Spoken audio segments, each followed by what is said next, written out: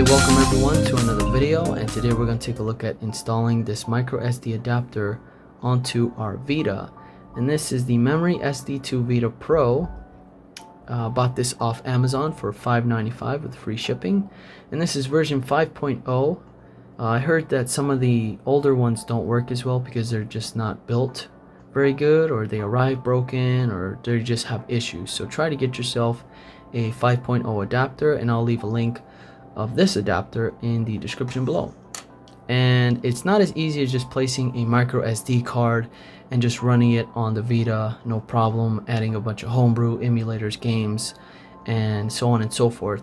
There's quite a few steps that we have to do in order for this to work, so I'll be showing you how to do that step by step in this video, and it's going to be a little long, so I apologize for that.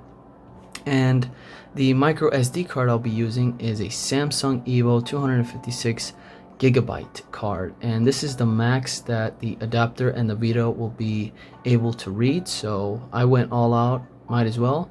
And you can pick this one off eBay or Amazon for about 30 bucks.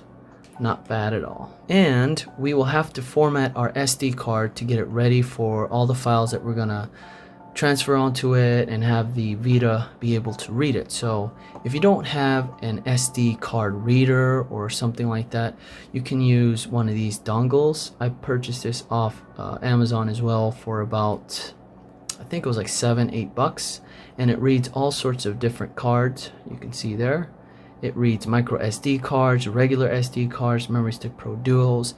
It's a really nice convenient little dongle, and I'll have that link in the description below for you as well. So in order for you to do this, your Vita must be running on custom firmware, obviously, and mine is running off 3.73 with H Encore, and it's working just fine. And I'm so excited to get this going so I can start adding a bunch of homebrew and emulators on it. I'm super excited, super pumped for this. So let's go ahead and get started. The very first thing we're going to do is format our SD card, and I'm going to get this all ready to go. And now I'm going to plug this bad boy into my PC and get that going. Okay, first thing I want to do is make sure that my SD card is being read off the dongle. And here's my USB drive. Right click, go to properties, and we have 238 gigabytes. So the dongle is working just fine. Perfect. And we want to go to the first link in our description, and that'll take us to sourceforge.net, and we're going to download this Win32 disk imager. So click on download here, and it will download in 5 seconds or so. Perfect. Okay, second thing we're going to download is the zzblank.image. A second link in the description down below, and we're gonna click on download here. Perfect. Now we're gonna open up our disk imager. Very nice. So you just want to accept the user account control for this application. Okay, so here's our setup. Click next. You can choose a folder to install the application. I already have one here, and you'll need at least 44.2 megabytes of free disk space. Next, create shortcut. Let's do that and install. Should be a few seconds, and finish. And here is our application. Okay, now we have to select an image file, and we're gonna select that zzblank image we just downloaded. Select that, open, and you want to make sure the device is selected on your SD card. And here is my SD card, the USB drive G. So we're good to go here, and now you want to click on write. It says writing to a physical device can corrupt the device. Are you sure you want to continue? Write successful. Once it's done writing, we want to go back to our SD card and pull it out of our PC or the dongle, and we're going to put it right back in. There we go. And as soon as you plug it in, Windows is going to ask you to format it, so we're going to go ahead and format disk. And you want to enable quick format and start. Warning, formatting will erase all data. Click OK, and we're done. Now that our memory card is fully formatted, we can move on to downloading an FTP client and also the plugin. And we're going to head on over to FileZilla to download the client. We can use this link here, download FileZilla client. And this one is for Windows 64-bit. And if you don't know what bit you're running, you can always go to your start button, right click, go into settings, and then you want to go into system and go into about. And here we'll have the system type. And I'm running a 64-bit operating system. Now I'm going to download this client. And we're just going to use this one here, the first download link. There we go. And we're going to move on to the version 3.2 plugin off the github.com. And we're going to download these two files here, the .skprx file, the storagemgr, the second link. Let's click on that. And we're going to download the config.txt file. Perfect. Now we can close this out. Now we can open up our downloads folder and we'll see the text file, the skprx, and our FileZilla. Next up, we want to open our config.txt document, and it's going to open up a notepad, and we will have to follow these guidelines, and these are just configurations to our text. And so the first one is MSD, or MCD, sorry, refers to the official Sony memory card. Should be kept as is if you plan to keep a Sony memory card in your device and removed otherwise. So if you don't plan on having a memory card in your Vita, you can delete this. I plan on keeping the 4GB that I just bought, so I'm just going to leave that there. Moving on to INT, it refers to the internal memory, 1GB on PS Vita Slim / PS TV. It should be kept as is for PS Vita 2000 and TV users and removed for PS Vita 1000 users. So I do have a first gen and I will delete that. Don't need it. And next we have GCD, refers to the micro SD card inserted into a SD2Vita adapter. Should be kept as is for the SD2Vita users. TV and VD for Vita 3G users should change this line to UMA equals UX0. So I'm not going to delete that. We'll leave it as is. And UMA finally refers to the USB mass storage for PS TV or micro SD inserted into a PSVD or PS Vita 3G. Should be removed unless you have multiple storage devices, in which case the device which is not assigned to UX0 should be assigned to GRWO, and we will go ahead and delete that. And now we can go to File and Save. Exit out. Moving on. Let's open up our FileZilla. And we're going to go ahead and install this FTP client. I agree.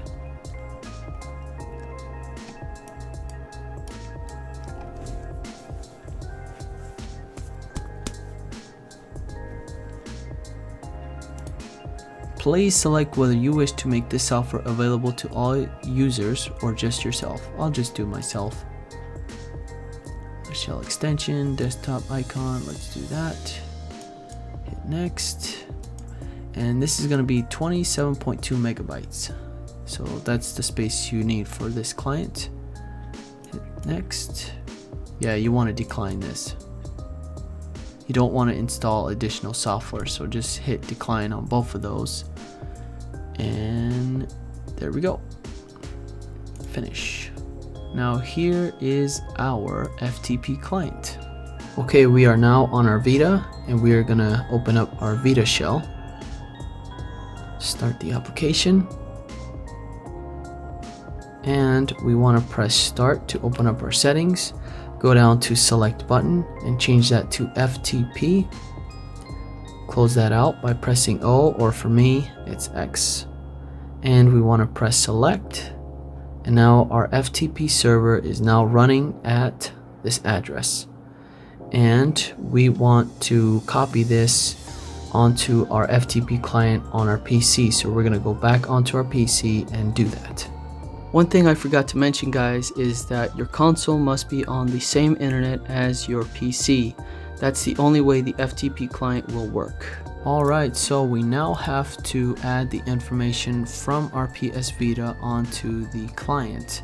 And I'll have a screenshot here of my PS Vita and the information displayed on the screen. And in the host section, we have to type in this number, and your number might be different, but I have 10.0.0.166, and then we're gonna skip username and password and go to port, and I have number 1337. Let's hit quick connect, and now we have a message pop up, and it says this server does not support FTP over TLS. If you continue, your password and files will be sent in clear over the internet. You want to click on OK, and there we go. There's all of my files or folders from my PS Vita. Now we're going to copy a folder onto our PC, and that's going to be the UXO folder, and we want to right click and select download. And this will take some time, so just sit back, relax, and let the client do its thing. Okay, you can see on the bottom all of our successful transfers, 3,807. Very good. So basically the download is just backing up your PS Vita, just in case there were any issues in the future. But now we're going to copy some files from that folder onto our PS Vita. So open up the UXO folder on our PC.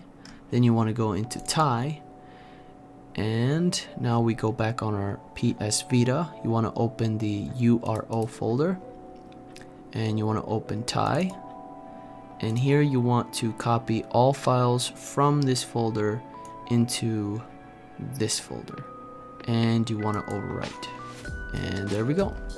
File transfer successful right on the top here. Perfect.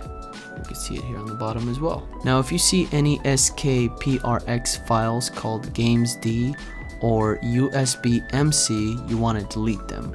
And as you can see, I don't really have that in this folder, and we can move on to the next step, and that's transferring our storagemgr.skprx file that we downloaded earlier. And we're gonna go to our download section, and here it is, our skprx file, and we're just going to drag that into this folder. There we go. And then we're going to transfer the storageconfig.txt also into this folder. Next up, we want to open our config.txt text document by right clicking and going to view and edit. Hit OK, and from here we want to make sure that all of our lines say URO instead of UXO, and if you do find one that says UXO, you want to change it to URO. And finally, we are going to copy one final line into this text document under Kernel. Under this line, you want to press enter, and you want to paste this text under Kernel, and I'll have that in the description below for you. And you want to hit file and save. You can exit on out, and it says all previous open has been changed. A file previously open has changed. Let's see, upload this file back to the server.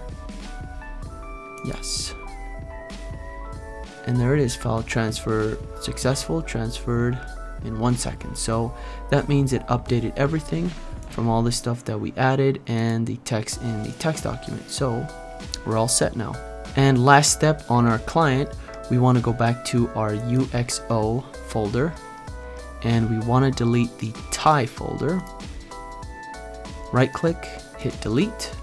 Really delete one directory with its contents from the server. Select yes. And there we go. Now for the final steps, we're gonna connect our micro SD card back to our PC, and we're gonna transfer a bunch of files onto that card right now. There is my USB drive, perfect. Okay, we can now close out of our client, and we wanna open up another folder, File Explorer, and what we're gonna do is copy our backup UXO contents onto our micro SD card. Here is my micro SD card drive, and now we have to go find the UXO folder, and I believe it's gonna be in my Kingston. Go into users, go into my user, and there it is. And we have to open up the UXO folder, and what we want to do is copy all these files and folders and move it onto our micro SD card, and it's 240 megabytes, so it should take like a minute or two. Shouldn't take too long. Now it says to replace the files in the destination, you just want to say yes, and now we're all done. The next step is back on our PS Vita. Alright, here is our SD card. Now we can place it into our adapter, and the adapter into our Vita. Very good. Now we want to exit out of all this here, and we want to reboot our system. Power off. And I am running H Encore 2, so I will have to reboot the hack in order for the adapter to be read from the Vita here. I will go down to H Encore application, and I will run it. Yes. Perfect, it worked. Now we're gonna install Henkaku. Nice, now we can exit. And for our final step, we're gonna go into Vita Shell, and your micro SD card is gonna be mapped to the folder UXO. So let's go find that. And there it is, 238.49 gigabytes ready to go. Wow, that is amazing. So exciting, and I'm so happy that we finally made it. And I thank you so much for watching this video. If you enjoyed it or if it was helpful, please give it a thumbs up. If you have any questions whatsoever, please comment down below and I'll try to get back to you as soon as possible. And if you haven't already subscribed, please subscribe to the channel for more awesome videos like this one. Take care guys, and I'll see you on the next one.